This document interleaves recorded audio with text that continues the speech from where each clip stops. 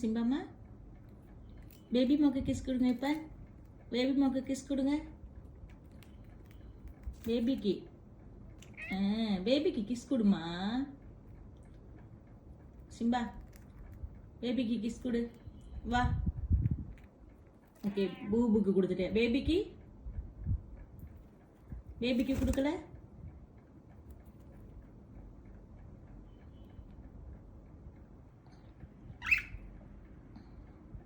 பேபிக்கு கிஸ் கொடுமா. சிம்பாம்மா baby kiss கொடுங்க.